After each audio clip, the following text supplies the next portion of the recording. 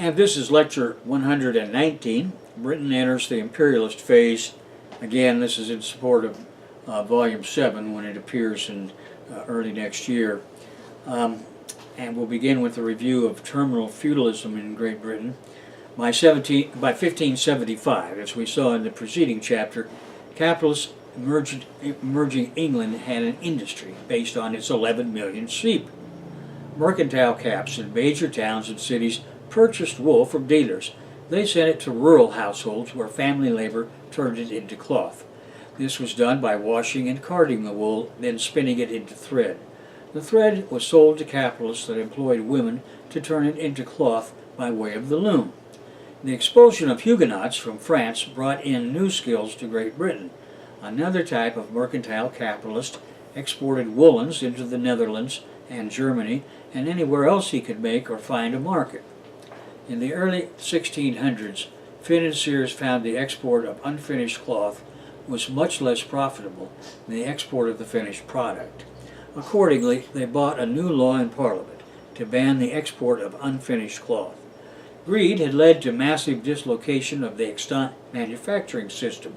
Large unsold quantities of wool in various stages of preparation for cloth and clothing built up, prices fell, and unemployment rose. The Dutch caps retaliated and refused to import any finished cloth from England. Exports fell by a third, and these trade losses became permanent. The lesson learned was that there would have to be a strong central government determining a commerce policy that would be professional before suborned. Furthermore, attention now had to be paid to the food supply, as agriculture was an ongoing economic concern subject to capitalist investment. England had no food crises from 1650 to 1725. In the same period, France suffered frequent famines. There was plenty of room for improvement of the diet, and thus of the agricultural support economy. The British diet depended, of course, on social class. The rich ate beef, pork, venison, and white bread. Strong spices were used by the wealthy to offset the smell of old salted meat that was always in some stage of decomposition. The poor ate coarse dark bread with a bit of meat at Christmas. Fruits and vegetables were rarely consumed. Vegetables and fruits were not popular. The potato was not yet part of the diet, and everyone drank ale because the water was bad and had been since the collapse of the Roman slave stage. The rich enjoyed desserts such as pastries, tarts, cakes, and crystallized fruit and syrup, and got gout. In fact, both the rich and the poor suffered from poor nutrition. The lack of vegetables and fruits in their diets caused a deficiency in vitamin C, resulting in scurvy. About 1/3 of the population lived in poverty, with the wealthy expected to give alms to assist the impotent poor. Tudor law was harsh on the able-bodied poor, that is, those unable to find work. Those who left their parishes in order to locate work were termed vagabonds and could be subjected to punishments, including whipping and putting at the stocks. If ever countries needed to abandon feudalism for capitalism, they were England, Scotland, Wales, and Ireland in the early 1700s. Now, let us take a review of the United Kingdom capitalism's first century. After 1750, Britain's finance capitalists built a global trading network for its merchants, manufacturers, and shippers. This required a royal navy so powerful that no rival could challenge it on the world's trading routes. The capitalist government enhanced themselves with London headquartered geographic monopoly companies. It was their task to establish trading posts and open import-export businesses across the world. Historically, this was presaged by the first such enterprise set up in 1555 as the Muscovy Company to trade with Russia. Then the East India Company to monopolize trade with the South Asian subcontinent, and the Hudson's Bay Company in Canada. The Company of Royal Adventurers trading into Africa had been set up in 1662 to trade in gold, ivory, and slaves in Africa. It was reestablished as the Royal African Company in 1672 and focused on the slave trade. British involvement in each of the four major wars from 1740 to 1783 paid off handsomely in terms of trade.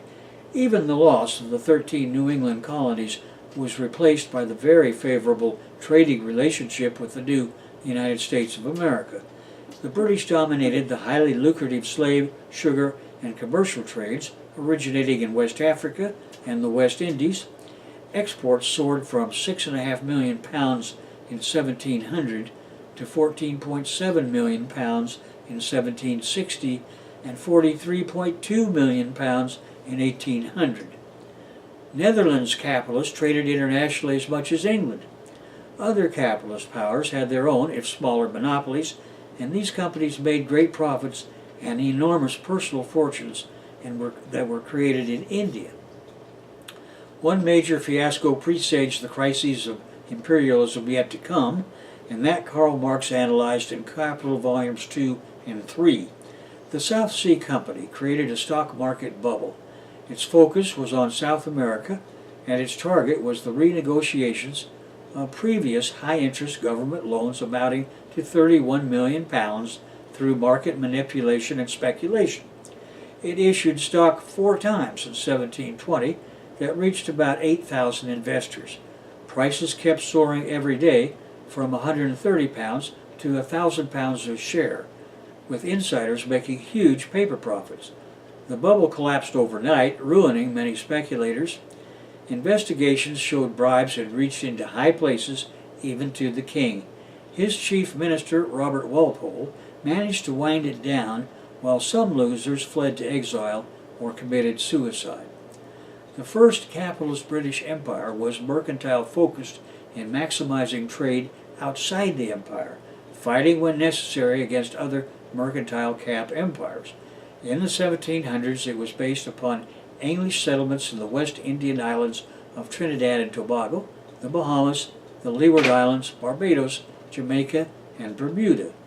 The sugar plantation islands of the Caribbean, where slavery became the basis of the economy, comprised England's most lucrative colonies.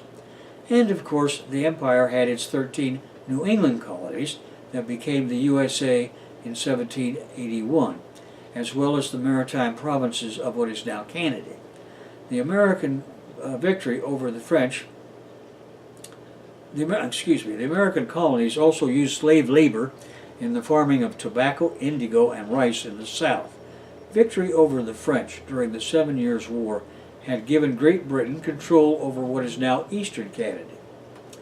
Now, mercantile capitalism meant that the capitalists' own government became their partner in wealth creation. They used their government to protect their domestic market by keeping foreigners away with trade tariffs and subsidies to themselves.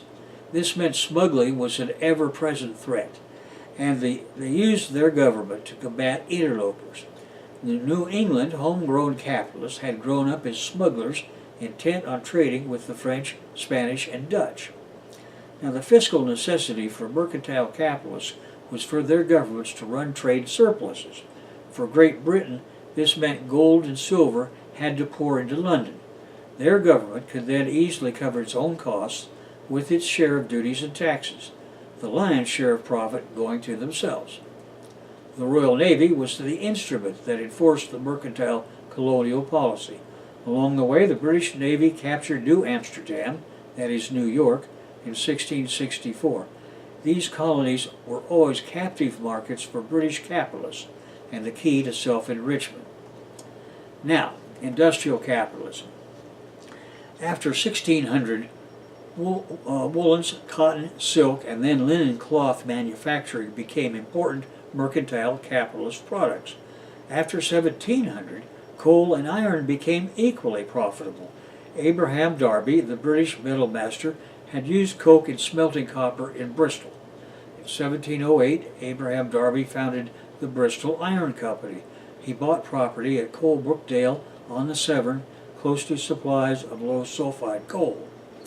In 1709, he produced marketable iron in a coke-fired furnace. Darby's coke-fired blast furnace produced cast iron, replacing charcoal.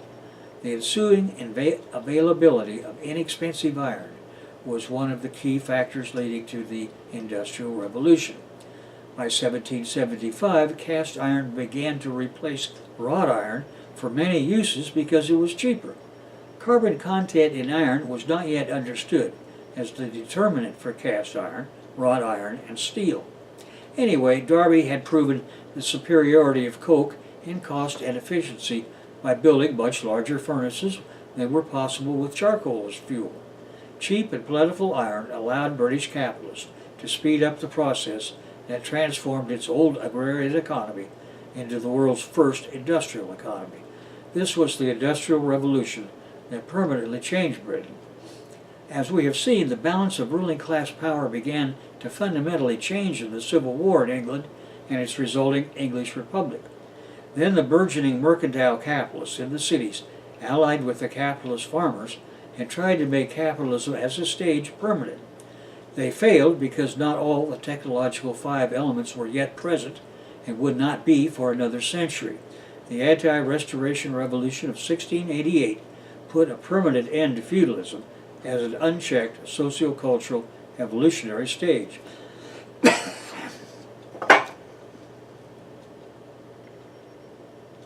The new institutionalized bourgeois worker social system ensured both their property rights and political safety. Emergent was the prosperous middle income class. Marriage and lifestyle patterns changed, and among these were ideas encouraging young people to acquire an education, and accordingly Britain's human capital improved. The five essentials together in time and place. By 1765, the transition to industrial capitalism in Great Britain was possible because this time all five essential starters were together at the same time in the same place. These were 1. A cheap and plentiful supply of blast furnace created cast iron from which wrought iron could also be made. Secondly, the steam engine could power mines and factories. Thirdly, machine tools could be made from iron. Fourth, machinery could be made with precision made possible by machine tools, and machinery could be placed, fifthly, in factories where cheap labor power was applied. The introduction of steam power and the wider application of water wheels powered the textile machinery. However, the steam engine was destined to become the power supply, surpassing waterfalls. A French priest brought a toy steam engine back from China to Paris. Thomas Newcomen heard of it and went to Paris and looked at it, and after he saw how it was worked, he built the first Brit steam engine, and he used it for pumping water out of mines. Then James Watt perfected the steam engine by making it a reciprocal and mobile, powerful engine capable of powering machinery. The first steam-driven textile mills began to appear after 1775, and this transformed the Industrial Revolution into an urban phenomenon, greatly contributing to the appearance of and rapid growth of industrial towns. Factories pulled the millions forced off their land into the urban misery of capitalist industry. In practice, the Industrial Revolution transition began with the mechanization of the textile industries. Good harvests in the first half of the 1700s had resulted in an increase in disposable income and a consequent rising demand for manufactured textiles. Trade expanded to domestic and foreign markets. UK trading patterns were accelerated by the construction of canals, improved roads, and the invention of railways. Then the revolution in iron, featuring the increased use of coke, led immediately to the development of all-metal machine tools. By 1820, the creation of machines by machines was one inevitable outcome of the demand for more machines for manufacturing in other industries. The invention of the flying shuttle by John Kay enabled whiter cloth to be woven faster and created a demand for yarn that could not yet be fulfilled. So the needed major technical advances were concerned with spinning. James Hargreaves created the hand-operated spinning jenny that could perform the work of a number of spinning wheels. Then Richard Arkwright invented the water wheel-powered water frame that led to the widespread introduction of factories throughout Great Britain. Arkwright became the archetype capitalist mill owner and industrialist. His water frame was soon supplanted by the spinning mule, a cross between a water frame and a jenny, invented by Samuel Crompton. Mules were later constructed in iron. As these mills were water-powered, the first were built in the countryside by streams or rivers. Workers' villages were built around them, such as new Lunark mills in Scotland. These spinning mills resulted in the decline of the domestic system, in which spinning with old slow equipment was undertaken in rural cottages. Now British capitalists exported inexpensive cloth worldwide. Meanwhile, progress in the textiles meant the UK had to import U.S. cotton that had replaced wool in the northwest of England, although wool remained the chief textile in Yorkshire. Steam power increased the demand for coal. The demand for machinery and rails stimulated the iron industry.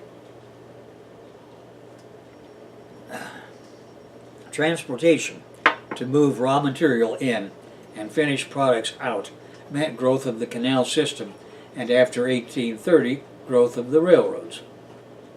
After 1840, Britain abandoned mercantilism altogether and committed its economy to free trade with few barriers or tariffs.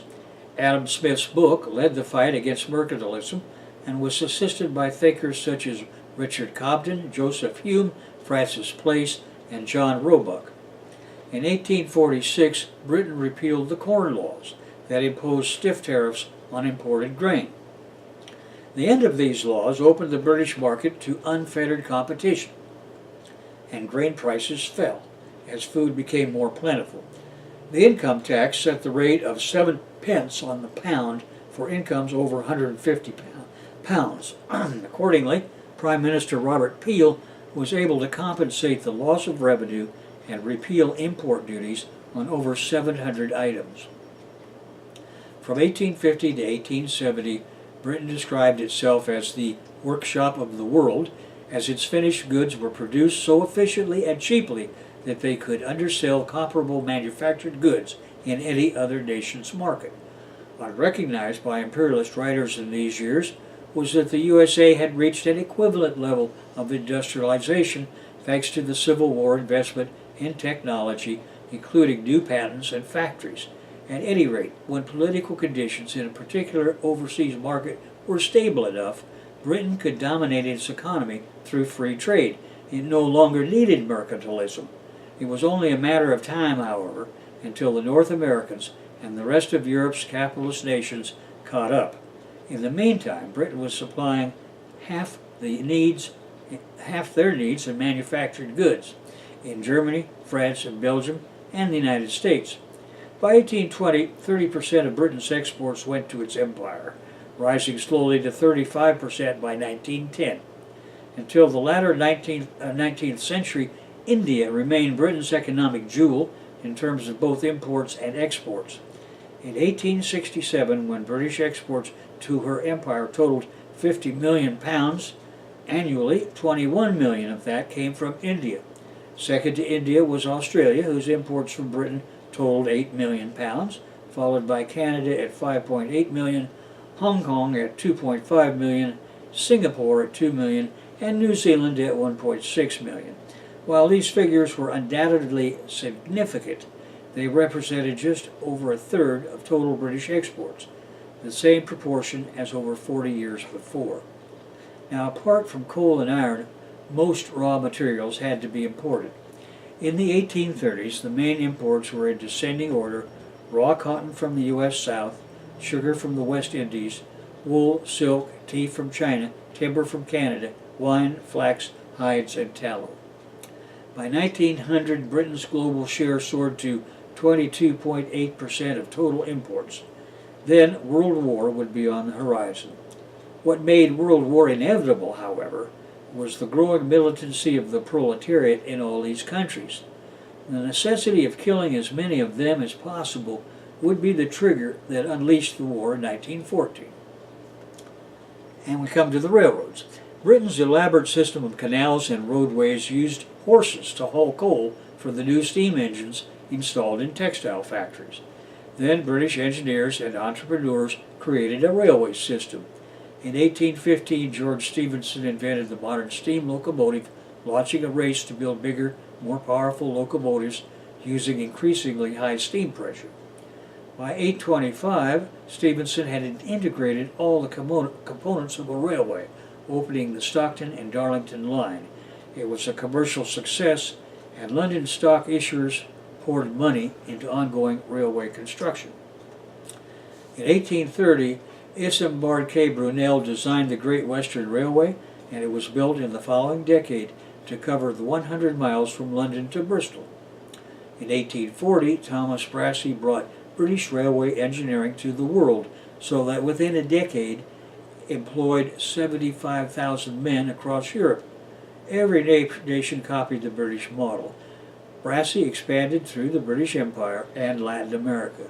Brassey's companies invented and improved thousands of mechanical devices. From this emerged the science of civil engineering, devoted to building roadways, tunnels, and bridges. Telegraphy was proving essential for the internal communication of the railways, allowing slower trains to pull over as express trains raced through. It also created, as had the railroads, new classes of technical workers to operate them, including my grandfather, Clarence J. Smith. Telegraphs made it possible to use a single track for two-way traffic and to isolate damaged track. Britain's financial system, based in London, funded both the railways in Britain and other parts of the world. The Scotsman Robert Fleming, grandfather of James Bond creator Ian Fleming, visited the USA immediately after the Civil War.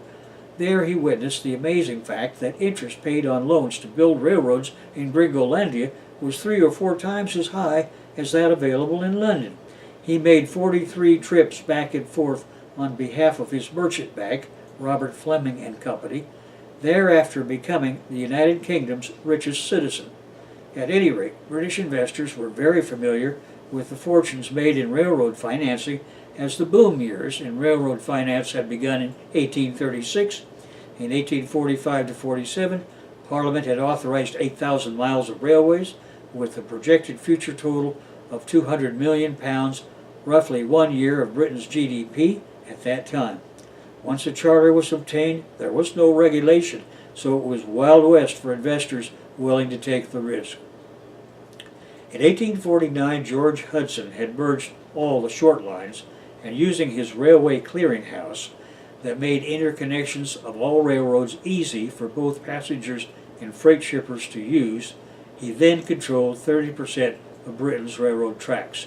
Hudson manipulated funds, paying large dividends out of capital when profits were low, until his system collapsed and his railway bubble burst. By 1850, however, Britain had an excellent rail system that provided fast, on-time, inexpensive movement of freight and people to every city and most rural districts. Freight rates had plunged to a penny a ton-mile for coal. The system employed tens of thousands of engineers, conductors, mechanics, repairmen, accountants, station agents, and managers. These railways were a stimulus, by example, to other industries. The railroad system kept growing so that by 1880 there were 13,500 locomotives that each carried 97,800 passengers a year, or 31,500 tons of freight. In 1851, the Great London Exhibition was meant to demonstrate Britain's dominance in engineering and industry. Capitalism as a stage had entered its last phase, that of imperialism. Imperialism in Marxist terms means capital, machinery and factories, in other words, is exported to colonial dependencies that are kept in submission. Britain had direct rule of its empire and even wider influence based on the British pound. Not alone among the capitalist countries in their imperialist phase, Britain confronted many associated structural problems. The possible collapse of the Ottoman Empire would set off a scramble with the Russians. Russia taking Constantinople and the Bosphorus Straits was one. Another was threatening British India via Afghanistan. In 1853, Britain and France challenged Russia in the Crimean War. They managed to capture the Russian port of Sevastopol, compelling Tsar Nicholas I to ask for peace. During the U.S. Civil War, 1861 to 65, British leaders favored the Confederacy as the major source of cheap cotton for textile mills. In other words, U.S. chattel slaves produced the cotton for British wage slaves to make into cloth. In September 1862, Abraham Lincoln announced the Emancipation Proclamation. Thereafter, any support of the Confederacy clearly meant supporting the institution of slavery. Nevertheless, the British capitalists sold arms to the South and built blockade-running ships and warships in a lucrative trade with the slavocrat regime. As we have seen, Karl Marx and Frederick Engels convinced the British people to work against the Brit capitalist policy design. British workers knew that U.S. food imports were critical for them, and at any rate never wanted to support slavocrat enemies of the Union. In 1867, Britain united most of its North American colonies as the Dominion of Canada, giving the Dominion self-government and responsibility for its own defense without an independent foreign policy. Several of the Brit-Canadian colonies refused to join the Dominion. The last one, Newfoundland, held out until 1949. By 1871, the rise of the German Empire posed a clear and present danger to the UK Caps. Along with Gringolandia, the Krauts threatened to usurp Britain's place as the world's foremost industrial power. Germany had also seized much of Africa, establishing a number of colonies there and in the Pacific. In 1877, the Russians went to war against the Ottomans. The Congress of Berlin blocked Russia from imposing the harsh treaties of San Stefano on the Ottoman Empire. Despite its alliance with the French in the Crimean War, Britain knew the Second Empire of Napoleon III was their real enemy and that he was building ironclad warships. By 1880, Britain had seized most of its African colonial empire. Its propagandists proclaimed that the Union Jack would fly from Cairo to Cape Town, and by the end of World War I, it would. Having possessions on 6 continents, Britain had to defend all of its empire. Impoverishment of the old farming population and new working class meant that the UK could rule their part of the globe with a reluctant, if volunteer, army. In 1888, the German caps discarded Bismarck's plan to build a navy to rival Britain's. Which brings us to Britain's rule over South Africa. Britain had wrested control of South Africa's Cape Colony from the Netherlands during the Napoleonic Wars. Afterwards, the British Cape had coexisted with the first white settlers, who were Dutch. However, the Dutch settlers migrated further away from the Cape and created 2 republics of their own. The British imperialists demanded control over these Dutch countries. In 1899, the Dutch Boers, called Afrikaners, declared war and fought back. Outgunned by the UK, the Boers waged a guerrilla war. They gave the British regulars a hard fight. The UK had the weight of numbers, superior equipment, and it paid off. Winston Churchill covered the war for the Brit press and escaped from a Boer prison camp, making his way behind English lines. The Brits won. In 1910, the Boer republics were incorporated into the Union of South Africa. The Union had internal self-government with its foreign policy controlled by London. And then in Ireland. In 1800, the Act of Union repealed the penal laws in Ireland and Catholic emancipation was granted. King George III blocked emancipation with the same keen intellect that had led his campaign to defeat against George Washington. The death of George III led to the concession of Catholic emancipation in 1829, allowing Roman Catholics to sit in the UK Parliament. However, Catholic emancipation was not revolutionary. Ireland's ultimate goal, which was complete repeal of the Act of Union with Great Britain, had yet to be fulfilled. In 1846, when potato blight hit the island, much of the rural population was without food. Why? Because cash crops were being exported to pay rents. Charity could not solve the structural problem of endemic famine, and disaster was on the horizon unless London took appropriate relief action. British PM Robert Peel was a dyed-in-the-wool Adam Smith follower and argued against government intervention. Farm laborers starved to death during the Great Hunger. Politically, a Home Rule movement began to attract those still alive, led by Stuart Parnell. In 1886 and again in 1893, Home Rule bills were introduced by Liberal PM William Gladstone, but neither became law because of opposition from the Conservative Party and the House of Lords. The issue was a source of contention throughout Ireland, as a significant majority of Ulster Unionists opposed Home Rule, fearing that a Catholic nationalist Home Rule Parliament in Dublin would discriminate against them. While most of Ireland was primarily agricultural, 6 of the counties in Ulster were the location of heavy industry and negatively affected by any tariff barriers imposed. Meanwhile, by 1875, bankers had replaced merchants as the masters of the cap universe. Immediately under them were the magnate capitalists that commanded a British output representing 49% of the total of the world's industrial capacity. Along the way, cheap iron and then steel meant that sailing ships would be replaced with metal ships, such as Brunel's SS Great Western. It was inevitable that industrial cartels would emerge on top of the cap dogfight, and so they did in everything from electrical to combustion engine manufacturing. Following their establishment came more sophisticated and efficient machines. Mass production was automated greatly, expanding output at lower costs. The overproduction for the domestic market meant a war was inevitable between the cap powers as they searched for new markets.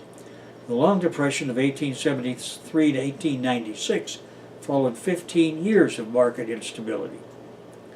From 1870 to 1914, foreign trade tripled in volume in the capitalist countries. Their respective cap bosses were in a life-and-death struggle to make money at each other's expense. This meant in competition to see who could best exploit domestic labor and foreign colonies. By 1913, Britain was falling behind the United States and Germany. British and German exports in that year totaled $2.3 billion each, and those of the United States exceeded $2.4 billion. Nevertheless, Britain remained the world's largest trading nation. In addition to her own manufactures, Britain was the world's greatest emporium for the goods and produce of other nations. She was a top importer of foodstuffs, raw materials, and finished goods, much of which were re-exported to Europe or the United States. Her extensive trading contacts, investments in agriculture, and merchant shipping fleet enabled her to trade in great volume of commodities remotely. Transactions were concluded with foreign clients in London or other British cities over distant commodities like coffee, tea, cotton, rubber, and sugar. Proportionally, although trade volumes trebled between 1870 and 1914, the British share of the world market was actually shrinking. In 1880, 23% of world trade was British owned, but by 1910 it was 17%. As foreign trade increased, so in proportion did the amount of it going outside the continent. In 1840, 7.7 million pounds of its export and 9.2 million pounds of its import trade was done outside Europe. In 1880, the figures were 38.4 million and 73 million pounds, respectively. Europe's economic contacts with the wider world were multiplying, much as Britain had been doing for years. In many cases, colonial control followed private investment, particularly in raw materials and agriculture. Intercontinental trade between North and South constituted a higher proportion of global trade in this era than in the late 20th century period of globalization. By 1919 to 1910, the United States and Germany substantially undercut Brit capitalists. Britain's growing rate, manufacturing output, and GDP fell behind both. Nevertheless, the nation had strong bases in manufacturing and mining. The industrial sector was slow to adjust to global changes, and there was a striking preference for leisure over entrepreneurship among the elite. In 1910, the British share of world industrial capacity stood at 15%, just behind Germany's 16%, and less than half of the United States' 35%. In 1913, on the eve of the Great War, London's financial district, called the City, was the financial center of the cap world. British investment abroad doubled from £2 billion in 1900 to $4 billion in 1913. Britain had a vast reserve of overseas credits in its empire and in Argentina. It had huge financial holdings in the USA, especially in railways. Nothing to lose but our chains. The Cap rulers were increasingly frightened of their own working classes. Right-wing socialists and Marxists had radicalized them, and although the rabble-rousers were collaborationist traitors antithetical to revolutionary communism, the Cap rulers knew that should they lose control of their unions, the communists would instantly replace them. Trade union membership more than doubled during this time period, from 2 million in 1901 to 4.1 million in 1913. The British Labour Party for the first time gained an active foothold in Parliament with the election of 30 Labour MPs in the 1906 general election, enabling greater advocacy for the interests of the working classes as a whole. After 1908, workers were increasingly going on strike without their Picard union leader approval because of inflation and stagnating wages. In that year, strikes increased precipitously, mainly in the cotton and shipbuilding industries where job cuts had occurred. In 1910, with unemployment reaching a record low of 3%, unions were emboldened by their bargaining power to make demands for higher wages and job stability. Strikes erupted throughout the nation, including in the coal mining country of Wales and northeast England. Northeast England then witnessed a sustained railway workers' strike. In 1911, the National Transport Workers Federation organized the first nationwide railway workers' strike, along with a general dock workers' strike in ports throughout the country. In Liverpool, the summertime strikes of the dock and transport workers culminated in a series of conflicts with the authorities between the 13th and 15th of August, in which Cap cops killed 2 men and wounded 350. In 1912, a national coal strike and another wave of transportation strikes cost the British economy an estimated 40 million working days. The coal strike was so disruptive that the British government conceded the main demand of the Miners' Federation of Great Britain, bypassing the Coal Mines Act that had established a minimum wage for coal mining workers for the first time. Now, getting ready for war. The Tariff Reform League, founded in 1903 and headed by Britain's most outspoken champion of protectionism, Joseph Chamberlain, pushed for the implementation of tariffs to protect British goods in domestic and imperial markets. Tariff opponents, like Chamberlain, saw a deluge of U.S. and German products entering the domestic and imperial markets. They said the USA and German capitalists had protective national tariffs for themselves, and the UK should too, or forget about homegrown success in electrical commodities, automobiles, and chemicals. The First World War. In 1914, Britain entered the First World War by declaring war on Germany. In August 1914, the capitalists of all the European countries entered their First World War. The UK caps got a major government investment in their munitions industries, forcing their government to use up its financial reserves and borrow large sums from the US. In Britain, the emptying of the Treasury meant there were fears of a run on the banks. The Treasury began printing 5 million new banknotes a day to meet demands for cash. A 1-month moratorium on payments was declared, and the Bank of England agreed to guarantee the City of London's bills of exchange and to act as underwriter for London's clearinghouses. Shipments of American raw materials and food allowed Britain to feed itself and its army while maintaining her productivity.